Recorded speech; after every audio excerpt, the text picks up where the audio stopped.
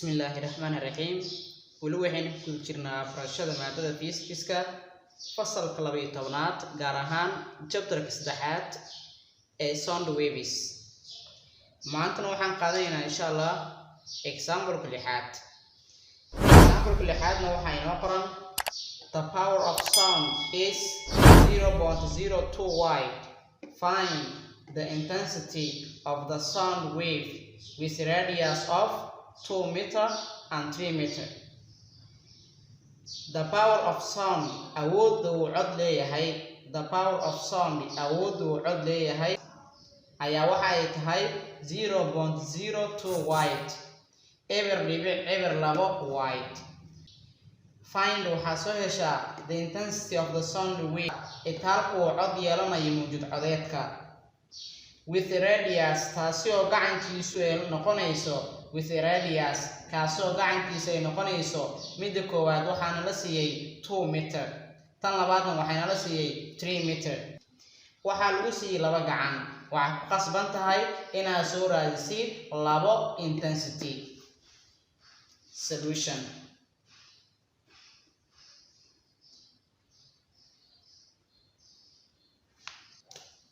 Haddii aan ku bilaabo su-aasha koowaad oo waxayna la weydiiyey inaan soo saarno intensity koowaad intensity 1. Intensity koowaad waxaa lagu helaa power-ka oo loo qaybiyey 4 pi r square. Power-ka oo loo qaybiyey 4 pi r square equal waxay la mid tahay haddii aan ku bedelno halkan power-ka waxaan haysanaa qiimaheedu uu la mid yahay 0.02 wide kusoo bedelo power-ka waxa haystid oo waxay noqonaysaa 0.02 wide oo loo qaybiyey 4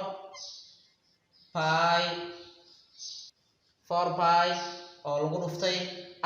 square. waxaan raadinaynaa waxay tahay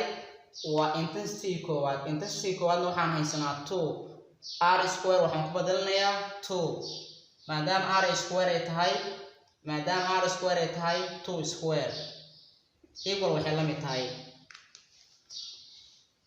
si aan u furfuro waxaan sameynayaa 0.02 wide oo loo qaybiyey halkan waxaan ku haystaa 4 oo lagu dhuftay pi qiimaheedu waxa uu la mid yahay 3.14 oo lagu sii dhuftay 2 square na qiimaheeduna waa 4 equal waxay la mid tahay. inta waxay saaran 0.02 wide oo loo qaybiyey waxaan isku dhufanaynaa qaybtan hoose oo ah 4 times 3.14 oo lagu dhuftay 4 waxay noo soo baxay 50.24. marka bountiga tirada ka jirta xagga dhanka midigta waa 24 ka iska tuur waxaan haysanaa 50. marka waxaan leenahay 0.02 wide oo loo qaybiyey 50. tiradan ayadoo sidaan ah haddii aan scientific u isticmaalno waxay noo soo baxay jawaabta saxda ah. haddii aan isu qaybino marka anagoo isticmaalayno scientific waxay noqonaysaa 0.02 oo loo qaybiyey 50. jawaabta noo soo baxda waxay tahay 4 times 10 minus power 4. jawaabta ugu dambeysa noo soo baxaysa waa 4 times 10 power minus 4 wide per meter square. hadda waxaan u isticmaalay scientific. anigoon isticmaalayna scientific haddii aan adeegsado calculator-ka caadiga 0.02 oo loo qaybiyey 50 jawaabta ii soo baxday waa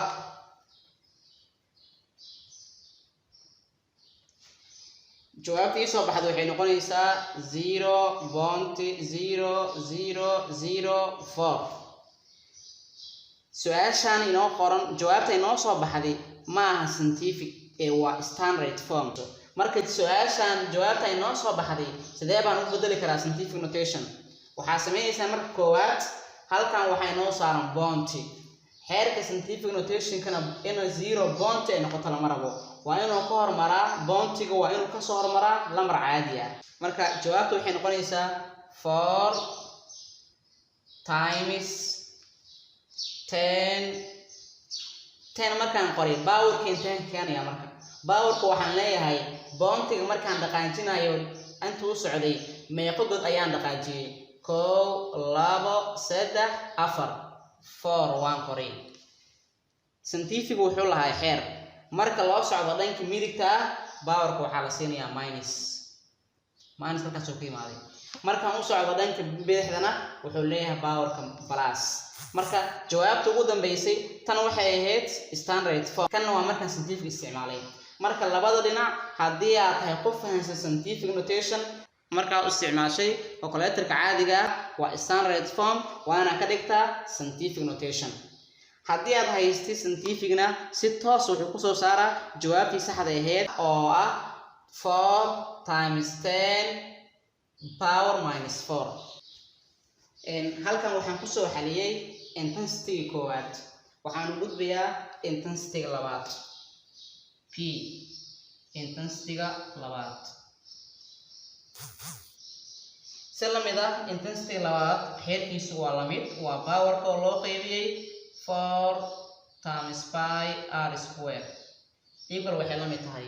haddii aan ku bedelno waxay noqonaysaa powerka waxaan ka haystaa waa isku mid 0.02y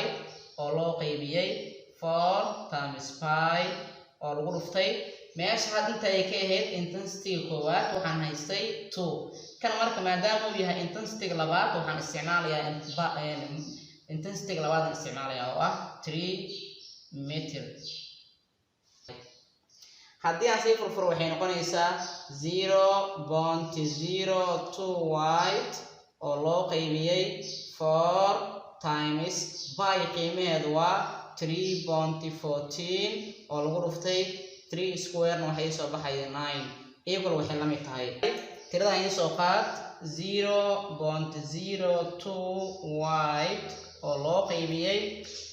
haddii isku dhufto tiradan hoosane waxa ay soo baxayo 113.04 marka dhibic 04 iska tuur waxaan soo qaadanaa oo kaliya 113 equal waxay la mid tahay haddii aan isu qaybino tirada maxay noo soo bixi doono 0.02 oo loo qaybiyay 113 jawaabtii noo soo baxday waxay noqonaysaa haddii intaan ku muujiyo jawaabtii soo baxday waa